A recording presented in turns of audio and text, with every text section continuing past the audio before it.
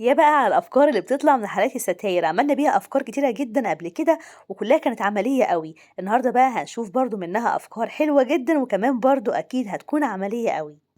أول حاجة كده بقى عايزة أقول لكم إن أنتم وحشتوني جدًا، ومستنية طبعًا تشجيعكم ليّا علشان إن شاء الله كده نقدم فيديوهات حلوة جدًا مع بعض بعد كده.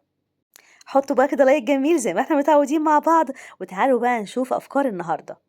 أول فكرة بقى عندي النهاردة زي ما احنا شايفين مع بعض كده هستخدم فيها حالات الستاير، ومحتاجة كمان كده إن أنا يكون عندي علبتين تونة هغسلهم كويس، وبعد كده هستخدم الستيكر ده وهبتدي بس إن أنا أغلفهم كده من بره بالشكل ده.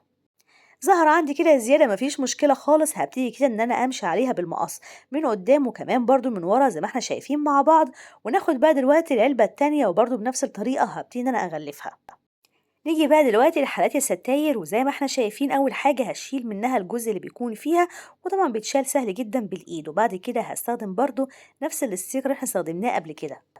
عندنا بقى قصاقيس منه مفيش مشكلة خالص، ممكن كده برضو نقصها بشكل طولي، وبعد كده ابتدي بقى ان انا استخدمها بمنتهى السهولة.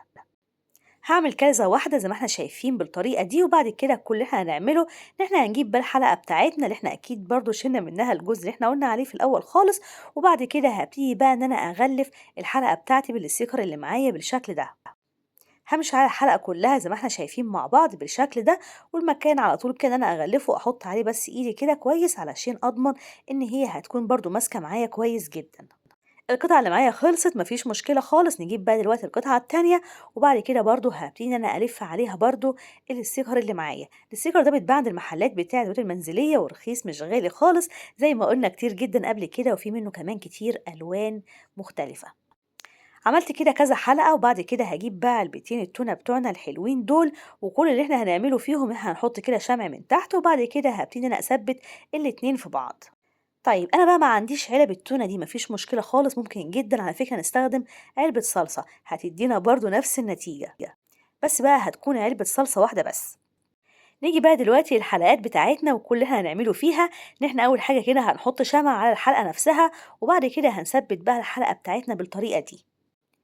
نجيب كمان واحدة وزي ما إحنا شايفين أبتدي برضه إن أنا أثبتها برضه بنفس الطريقة.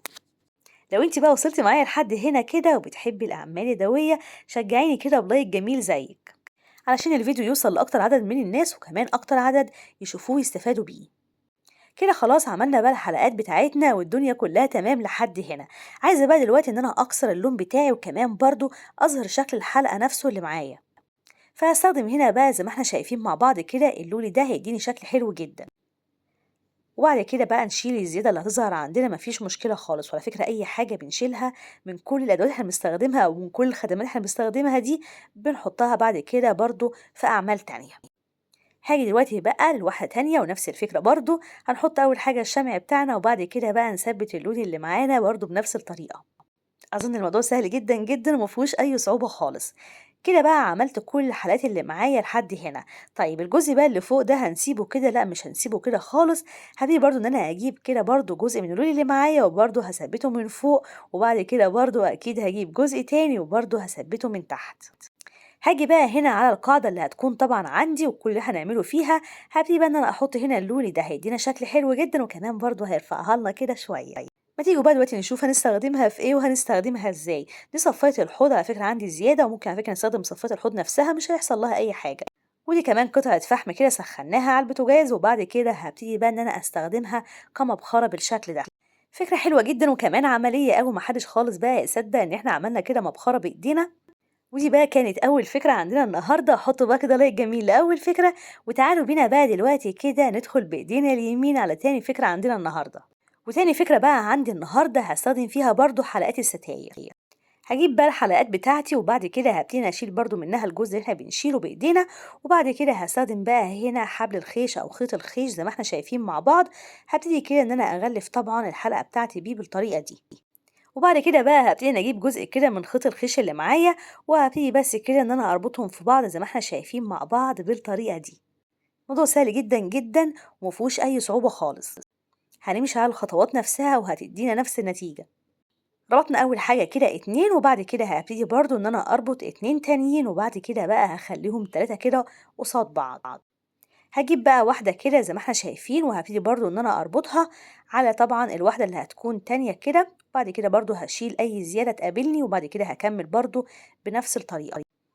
وده الشكل اللي احنا وصلنا له لحد دلوقتي. هبتدي برضو ان انا اكمل كده 2 تحت. عايزه اقول لكم انها سهله جدا جدا، ما فيهاش اي صعوبه خالص، مجرد بس كده ان احنا بنربطهم في بعض علشان بس تكون متينه معانا بعد كده. زي ما احنا متعودين بنعمل اي حاجه طبعا تعيش معانا لمده طويله جدا. وكل على فكره الحاجات اللي احنا بنعملها مع بعض بستخدمها في بيتي وحلوه جدا وبتعيش كويس جدا. طيب هنا خلاص ثبتي كده برضو الاجزاء بتاعتي. هبتدي برضو ان انا اثبت كده 2 لحد بقى ما قفلناها كلها بالشكل ده. طيب نركنها بقى كده على جنب شويه، وبعد كده هبتدي ان انا اجيب قطعه قماش زي ما احنا شايفين مع بعض كده، من طرحه بقى قديمه، من بلوزه قديمه، مفيش مشكله خالص. اهم حاجه ان انا اكويها كده وتكون طبعا مغسوله كويس جدا، وبعد كده استخدمها بقى في الفكره بتاعتي بمنتهى السهوله. حبينا هنا بقى نستخدم الابره والخيط مفيش مشكله، حبينا نستخدم كده المسدس بتاعنا برضو مفيش مشكله خالص. قفلت كده طبعا الجوانب كلها ناحية بعضها، وبعد كده هبتدي بس ان انا ادخل كده حبل خيش، وزي ما احنا شايفين مع بعض هبتدي برضو ان انا اقفل عليه كده بالشمعة. زي ما قلنا ممكن جدا نستخدم طبعا المسدس، وممكن كمان نستخدم الابرة والخيط. فتحنا هنا بقى فتحة من الجنب كده علشان ادخل طبعا الحبل بتاعي زي ما احنا شفنا، وبعد كده هنقلب بقى القماشة بتاعتنا، وده هيكون شكلها لحد دلوقتي. التقفيل بتاعها حلو جدا ومش هيبان خالص ان احنا على فكرة مقفلينها بالمسدس، وكده بقى بتقفل معانا وبتفتح بمنتهى السهولة.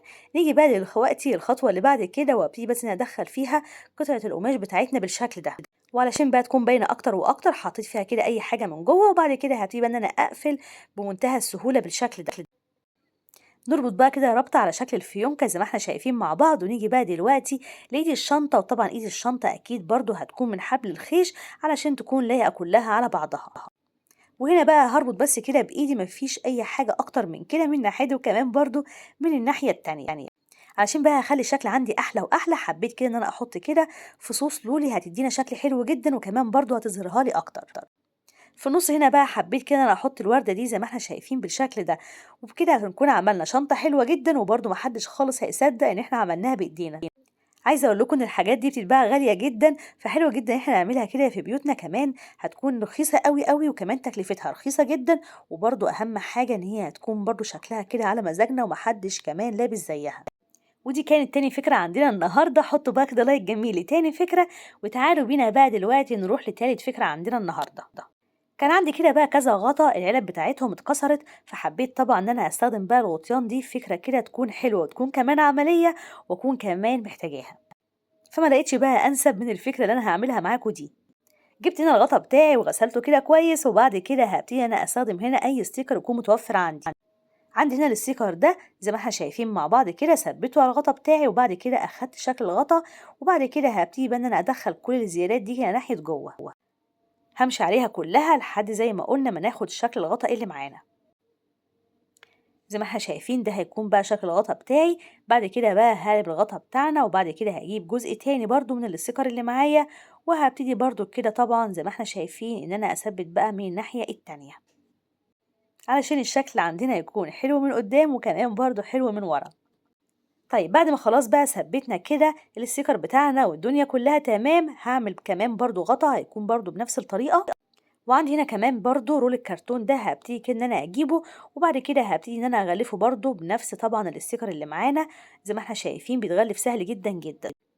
بقص اكبر شويه، وبعد كده الزياده دي هبتدي ادخلها جوه الرول نفسه. طيب بعد ما خلاص بقى دخلنا الزيادات كلها والدنيا كلها تمام، هبتدي انا اعمل منها 3 كمان، يعني كلهم هيكونوا 4.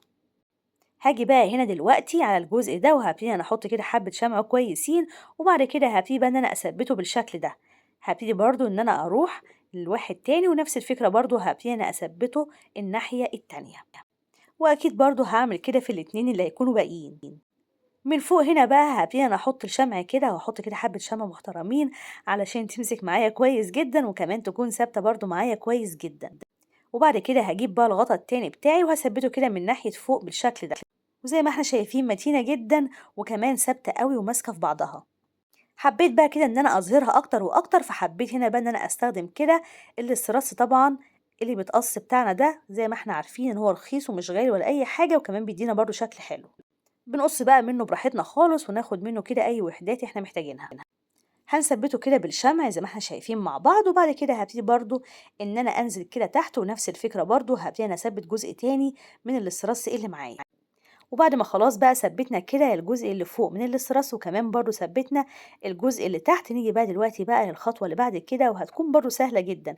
هابتدي بس كده إن أنا أحط خط من الشمع، وبعد كده هاجيب جزء تاني كده من الاستراس وهابتدي كده إن أنا أثبّته من قدّام بالشكل ده. نفس الفكرة برضه الناحية التانية هاثبّت برضه جزء تاني في الجهة التانية. أمّا بقى ورا مش هاحتاج خالص إن أنا أثبّت، إن كده مش هتبان عندنا.